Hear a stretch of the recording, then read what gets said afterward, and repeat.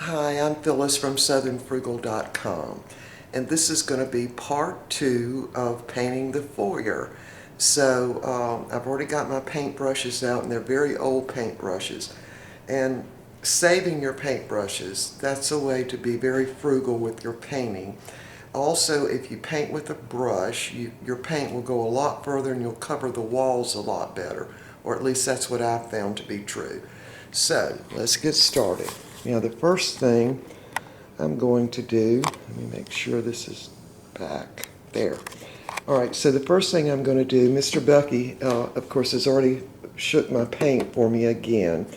So I'm going to use the paint that's on the lid, and I'm just doing this to clean the lid off. So we'll see if I can do this. And we're just going to go right in here and paint that little place where I took off the extra wallpaper that was left on there. And look at that, I think we got a perfect match on the paint, pretty much. Alright, so I'll put probably about 3 more coats on that area right there. But anyway, the first thing I want to do is clean off my lid, because I'll be taking breaks and I really don't want to have the lid all gunked up, because when it is, that's the way you get those globs of dried paint in your regular paint. Alright, so I'm going to wash that out and we'll be right back. Well, first let me show you the brushes I'm going to use. Alright, this is an actual big trim brush, and I sometimes use that, but this is the one I use most of the time for the walls, and it is an all-natural bristle, and as you can see, it's been used for many years. Now, these brushes I've dampened, because you don't want to start out with a dry brush, because it'll really stick in your brush if you do. And the way to get your brushes looking newer, you can actually use paint stripper on these areas, see, right on the outside, and get that off and make them almost look new. Alright, we'll be back in just a minute. Okay, we're up on the ladder now, and I'm not going to do much recording up here because I don't want to lose my balance for sure, but I just wanted to show you I've cut in the paint right there. It's in various stages of getting dry, and I think the color is perfect. So I did the areas that I could reach right here from where the ladder's standing, and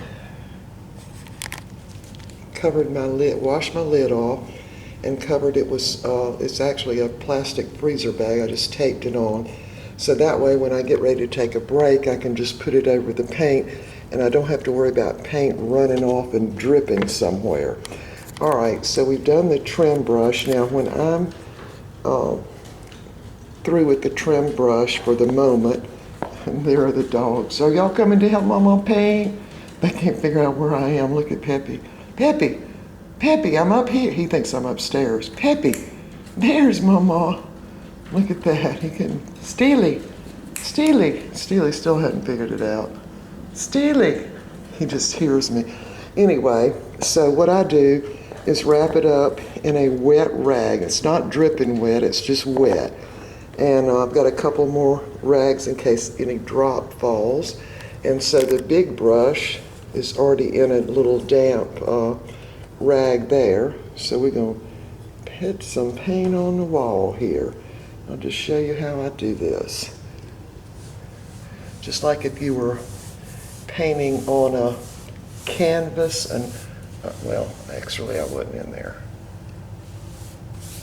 And just go back and forth. And it actually looks better than when you paint with a roller. Yeah, and you don't use near as much paint. See? And I paint into wet. In other words, I don't really let it dry anywhere before I start painting on down further.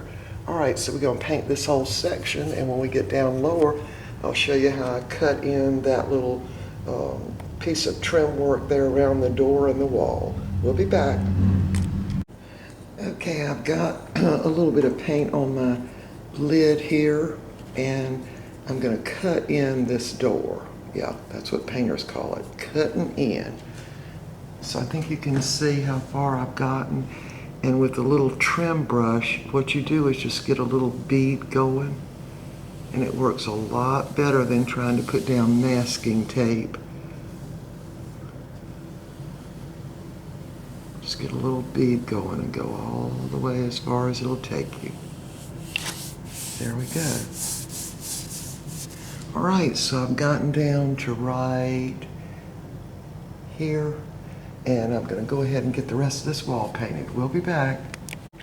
Okay, I have got this whole area cut in where the trim is, and on the other side into the corner and into the next door. And I just wanted to show you how I do with this big brush.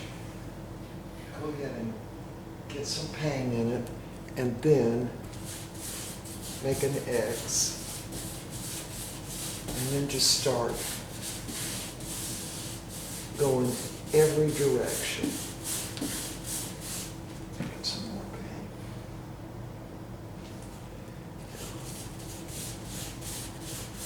So I've already gotten it cut in over here by that door facing. And of course we want to be able to see some brush marks, because this is an older home.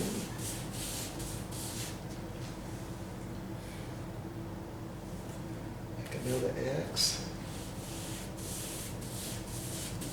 And just work it all the way in.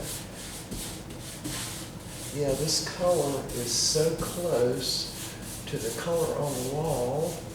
A while ago I had to cut the light out so I could see where to paint. It's like putting a second coat on, really.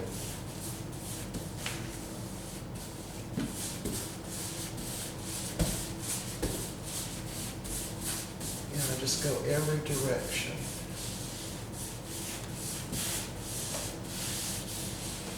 Get all the way over to the side here in the corner. Turn it around a little bit. There, see, I've already painted right in here, all in there.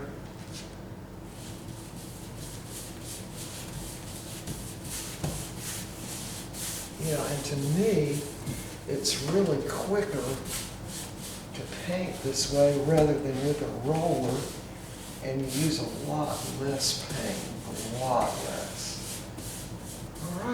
All right, I'm gonna finish painting this room, and I'll probably be taking a whole bunch of breaks. We'll have to take a break for lunch, and we're going to finish this room today. All right, we'll see y'all when it gets done. Okay, I have finished painting the foyer. Look at my hair. I leaned into the wall, so I know what I would look like blonde now, you know. Anyway, I've got one wall left to paint here where the furnace is, but I'm going to kind of stop for the night. But I wanted y'all to see over here where all those marks were. See that? All gone. Yeah, I sanded them a little bit, and then the paint covered them quite well. And all the marks over here, they're just all gone. Isn't that nice?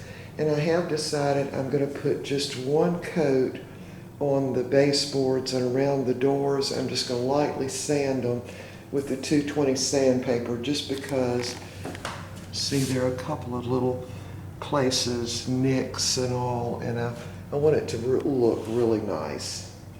Yeah, so I'm doing it as if I were doing it for myself, even though I'm actually doing it because we're going to sell the house, but still, I want to do it, you know, really, really nice.